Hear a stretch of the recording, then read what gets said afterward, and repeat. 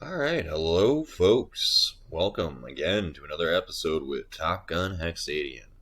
I've got a good one for you tonight.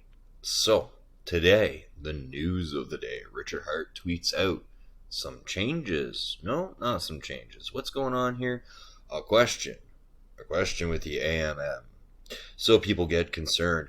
Oh my god, they don't know how to finish it. Oh my god, it'll never get done. Oh, it's the end of the world. The dev doesn't know what he's doing. Okay.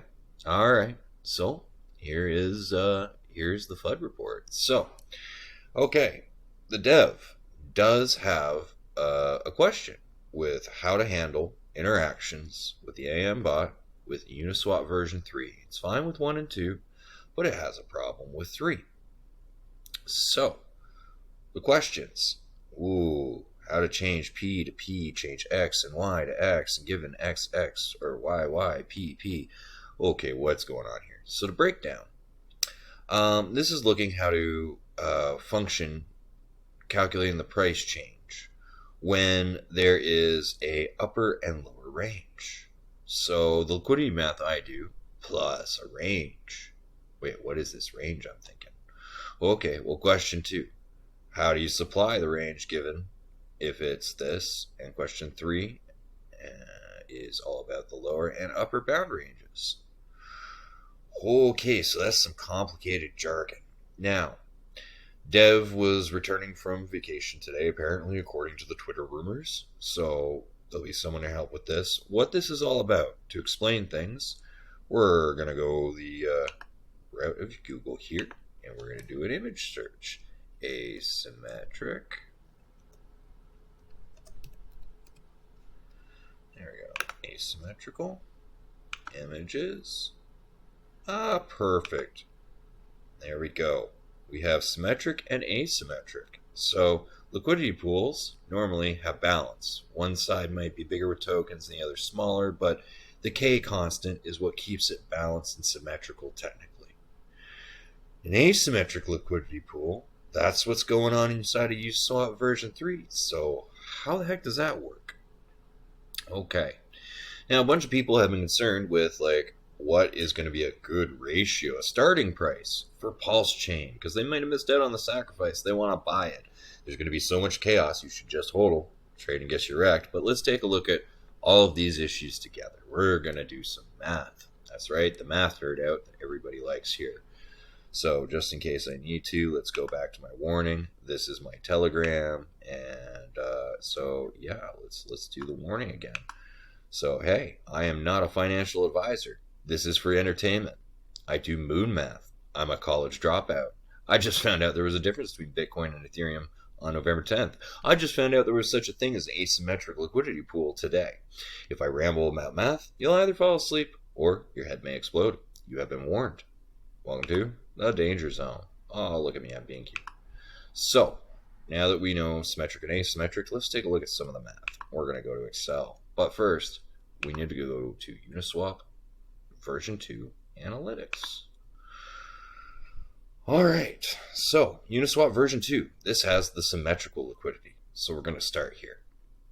Now, here we've got liquidity, volume traded, all this good stuff. Now, if I'm not reading it wrong, with the liquidity that's in the pool, 2.72 billion, we're going to go take that number over here.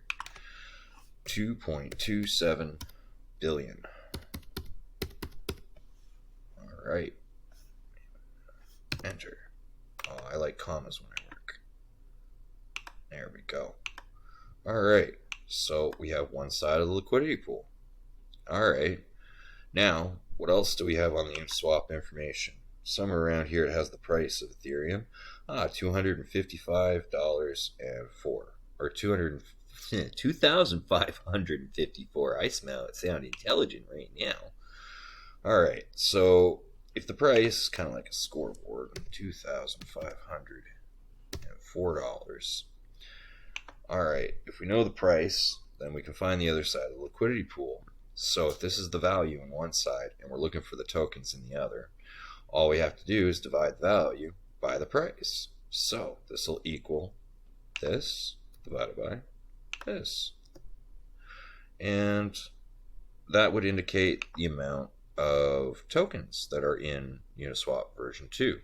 If I'm not getting this wrong, maybe I need to split that value in half and then do the same calculation, because maybe that value is both sides of the pair, but I'm assuming it's one side of the pair. So in that case, that is how this would work. We would have just shy of $1 million of tokens to this much value in Uniswap 2. Just in case I'm wrong, simply enough equals this one divided by 2. If it's both sides of the pair, then all we do is this one again will equal this one divided by this one. So hey, there's our two options for what's in Uniswap version 2. Either way, they both revolve around the same price. So they're just a larger or smaller liquidity pool, but the same ratios will go. You're like, larger or smaller? Well, this is how you calculate K. So again, let's do value. Let's label this stuff for people. Okay, K is the constant. So all that does is equal this one times this one. All right, we get that scientific number. And again, this one equals this one times this one. Now, whichever one I decide to work with, oh, that's not scientific. Make it smaller? No. I'll have to just tell it to be scientific. Whatever, I don't have to. But point is, it's much smaller than this one. They're different sizes. We're just going to work with this one because I like it. So we're going to forget about this extra step in here. But if I was wrong about how to calculate the value, I'd use the other side. So anyways, goodbye, goodbye, goodbye. Now, in the way I'm going to set this up, I try to paint the picture like a teeter-totter. So you can imagine this thing balancing on K. So we're going to go ahead and actually say that this equals this times this. There we go. And so delete this. So we know that these two kind of balance on K. So this is the relative ether and the relative value. Okay, this is great, but what do we do next? So we need to know a couple other things. We need to know the price of Hex and the price of Ethereum. Okay. Well, we know the price of Ethereum here. So we're going to go with that, 2554. But I'm using TradingView, so if it gives me a more precise number, I'll use it. So Hex, we're looking at 10 cents, 8877. I'm going to use 10 cents, 0.88. And here, 2548.78. All right, so I'm going to use two decimal places, the cents for both here. All right. So Hex, that was 0.108877 or something. All right. And this, according to TradingView, 2548, was it 24736 right now? Being as precise as we can right now with the price. So if we want to know what Hex is to ETH, basically, how many Hex coins are in an ETH? So 1 ETH to Hex is, well, it's pretty simple. Take the price here and divide by the price here. There. That's how many 1 ETH to that many Hex. Well, if we want to know 1 Hex to how many ETH. Okay. Well, equals this divided by this. Hold on, I gotta pause this. Mental note: when making video for the population, turn your phone to silent. Alright. So, where was I? Ah, yes, figuring out the ratios of Hex to ETH and ETH to Hex. Alright, cool. Now, if you want to look at the starting price, we've heard it is going to be 1.2 million times greater at least, or maybe as much as 1.4 million times greater. So again, I'm not just getting these numbers. Alright, there we go. So you can see the numbers. You can see, like, I'm not missing any zeros. All the commas are there. It's wonderful. It's excellent.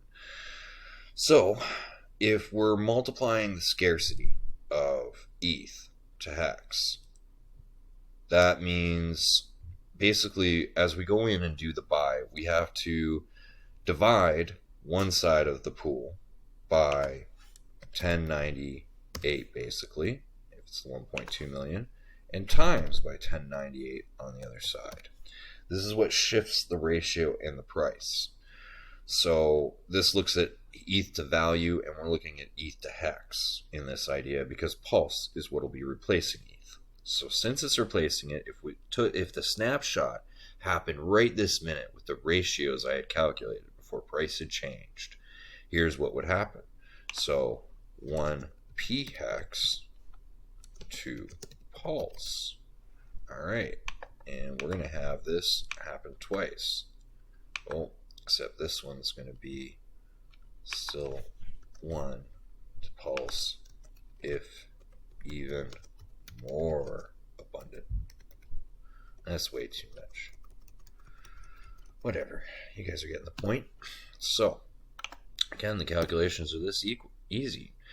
Equals this number, shift, times this number. Ta-da! There's your ratio today, right now, if the snapshot were taken in that case. Oh, that should have worked. Equals, again, this number, shift, oh yeah, I didn't make that cell absolute. Hardy heart. Look, we have a range now for the starting ratio of 1 p hex to pulse. If the snapshot were taken right now for Uniswap version 2 and for Pulse X, for the amount of abundancy that they want, that would be the price. Now, is that a good deal? That's the question. Is that a good deal? Because if you look at people who sacked, so they have their p hex and they got in for Pulse. So to them, I believe they paid roughly $14.35 or something per p hex. Well, it basically for the dollar rate. Like if you do the weird calculations for their sacrifice, that's how much they paid. So they'd have to see it go to that before they thought it was a good deal. But someone who missed the sacrifice, well, you didn't even get that offer. You got that offer. So now you're getting this range. Is it a good deal? Well, the price will go up. The price will go down. There will be a lot of trading in that first day. It'll be chaos. A lot of chaos in the first couple days. Even after the bridge launches, again, chaos. So, I mean, obviously, if this range gets higher and it gets into the hundreds or into the thousands, it's starting to look like a really, really good buying opportunity for the power that your hex has. But if this number keeps getting smaller and smaller, you're definitely going to want to just dollar cost average in. I am not a financial advisor. This is just how I would do it. So I'm going to look for the starting ratios. And then as they get smaller, well, that means that that you're getting less and less pulse for the hex. The pulse is getting more. It basically you were aiming to get pulse, right? So this is the whole idea. How do I get pulse? The higher that ratio is, the more pulse you can get, the better deal it is. And until it's in the hundreds, you're not even looking at that much of a discount. When it's in the thousands, you're finally looking at a discount. If it gets up to 1,000, whew, yeah, that's going to be quite the dip on pulse compared to hex. That might be an idea. That might be an ideal time, but dollar cost averaging is always the safest bet if you missed out. Plus, there's faucets. And if you got other revenues or other assets in the Pulse chain, if they do what they say they're going to, you should be able to stake for Pulse. There are all sorts of ways to get Pulse, but if you're looking to buy in, you want to buy some Hex, you want to get your copy of PX to trade, these are some of the ratios you may want to look at. Now, you guys, I did talk about the Uniswap information for Uniswap version 3, the fact that it is not symmetrical. So what's going on here? What did I learn today? What blew my math up? All right. So, again, the fun with these, so some of the things they're looking at is square root functions, and what are they doing with those? Well, you should be able to use the price and the liquidity pool to calculate the tokens on either side. So, how do you do that? Well, first off, you need to find the square root of the price ratio. Really? Yeah, equals square root, cool, of this and bracket. That is the amount that either side has shifted, either up or down. So basically, now Oh, I forgot how I was doing this. But now, against K, I should be able to use this square root to figure out the two sides of the liquidity pool. So in this, though, oh yeah, the easiest way to find the dollar for dollar value. So again, if we square root this function, so here we're going to square root K equals square root, fun with numbers, square root K. All right. Oops. But the funny thing is, square root of K, so on this teeter-totter, oops, equals this and equals this if the price were $1. Where's my dollar sign? Because, yeah, I do this all the time. There you go. If the price were $1 against K, this is what, well, this wouldn't be K anymore. K would still be this number up here. Still be here. This is K still. This was just me. I should have put the square root in each side. So, okay. So if we know the square root is 50, and so we know each side, here's the fun part of the experiment now. This should equal this side times this amount, and this side should equal, again, this side divided by this amount equals, oh my goodness, are these the same numbers? Are these the same numbers? They're the same numbers. And that is the fun with square roots. So that now, with just the price and the K value, you can find either side of the pair. Again, I love this symmetrical liquidity. But what's going on with the non-symmetrical liquidity? So I'm painting my picture of a teeter-totter here. Let's go ahead and we want it underneath the line. See, we're balancing on this thing here. We're going to even build this up. And then remember, this is our scoreboard up here. So this is why I called it the teeter-totter experiment in an earlier thing. So obviously, with the teeter-totter, this side is up and this side is down. What do I use for a down symbol? Is there a down symbol? Wow, alright, we'll just say down. So now, if I was supposed to have drawing tools with this. Maybe I forgot to load my extensions. Oh, there they are. There they are. So, if you imagine here that the teeter-totter basically is swinging down around K, this side is swinging up. Alright. So, this is still the symmetrical idea that the teeter-totter swings back and forth throughout this range, So what is an asymmetrical liquidity pool? Alright, well now we get ranges. So let's say we do a range of, in this, like we'll call it price range. So we'll do 2,000 to 3,000. And we're going to put in, this will equal, and we're going to put in Ethereum equal to 10,000. Why not? 10,000 Ethereum. Alright, so if I'm understanding this correctly, now, along the east side here, you've got all these coins. You put in 10,000 ETH on it along the price range. As long as the price stays between 2,000 to 3,000, this additional pool, which is like, if you imagine these are a bunch of kids, these tokens, and oh look, they're happy. They now have balloons in their hand. Let's let this go away. So there are a bunch of balloons attached to the liquidity pool, which there are some on the other side as well, make it asymmetrical. It's now off balance. So wait, what are these? How can they be working? So I've talked about the slippage in the liquidity pool in a previous video and showed you how on an example liquidity pool the slippage happens during a buy. Because you're changing it, you don't get actually the price that it says it is. The price is more of a score of the weight of the either side of the teeter-totter. So you change the weight, you change the price, and in amongst that change is the actual price you paid. That's slippage.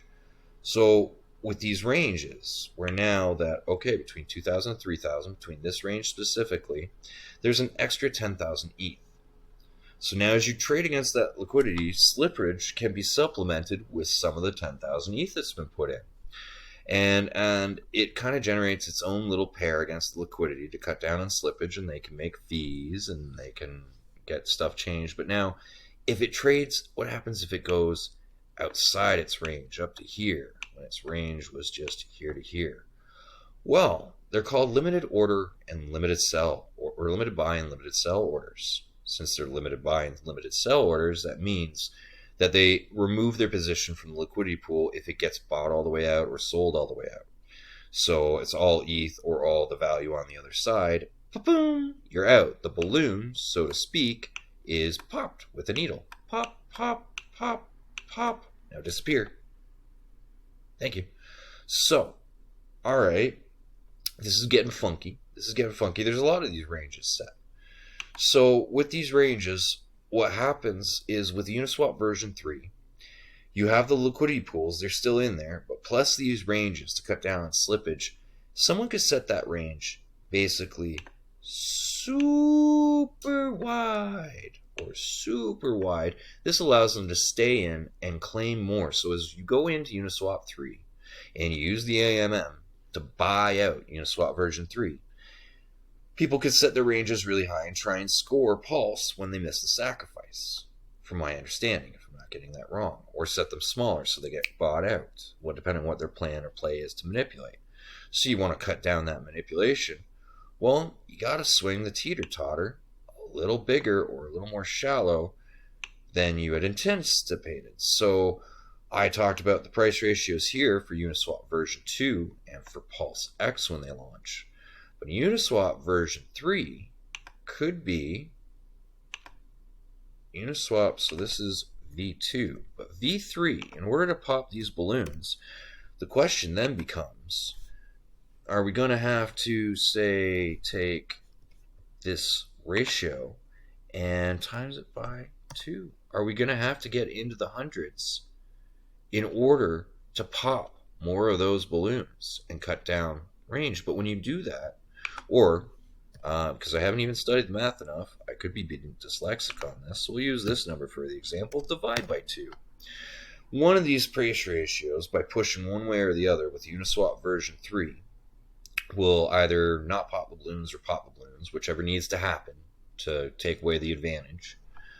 Well, it creates another advantage. This liquidity pool, its price, that scoreboard, that ratio, the scoreboard here, score, that ratio, trading ratio, it's out of whack from the original. So I talked about arbitrage in an earlier video a little bit about Uniswap version 2 and version 3 interacting. You guys might have noticed that sometimes, no, I don't want to. I don't join for free. No, go away. Oh, wow. They took it away from me. Okay. That's what I get for starting up new account stuff. So this way, this time my email will never get onto the web. So, alright. I have a Uniswap experiment on another sheet, but I hesitate bringing that up. I can always edit it out. Let's go for it. So it's in my crystal ball, so to speak, which was here. Alright, so crystal ball is here. Uniswap version 3 and version 2 interact with each other. So as you buy against one pool, it changes the value in both pools. So I guess this isn't so much important because we're not talking about the arbitrage. I'm off on a side tangent. Maybe I'll cut this out. Maybe I'll leave it for fun facts. Where was I? Yeah. All right. So yeah, these prices are out of whack, obviously, so you might decide that, well, I have one hex, and look at the range, how much pulse I can get there, how much I can get here in this case, or, swap 3 or 2. So, depending on what they do, if you really need to dollar cost average in, pay attention to the dexes. Uniswap 2, Uniswap 3, and Pulse X. Look at the ratios. In amongst all the dexes, they might be different. So, Pulse X swap, you might get, Might be, there we go, this number. Or it might be this number. But, the idea is V3 will be really out of whack from Pulse X and V2. So it may not be that out of whack. Right now, they're just working on the math to figure out what's the best answer. What is the best ratio? Do we go all the way to double or half? Or maybe it's just quarter, or it's quarter and, and 25% increase. So decrease, I have no idea. I have not done the math enough yet. All I did was Google the math to find out. Uni V3 math. Boom. And, what's the first thing that comes up? An 8-page document, which goes into the equations, which I'm sparing of you. Root of P, root of price. I kind of walked you through a little bit of that. X and Y, that's the tokens and the money, and then P, price, the scoreboard. Now they have the price ranges. So all of a sudden, maybe you can dive into this math with what I've shown you.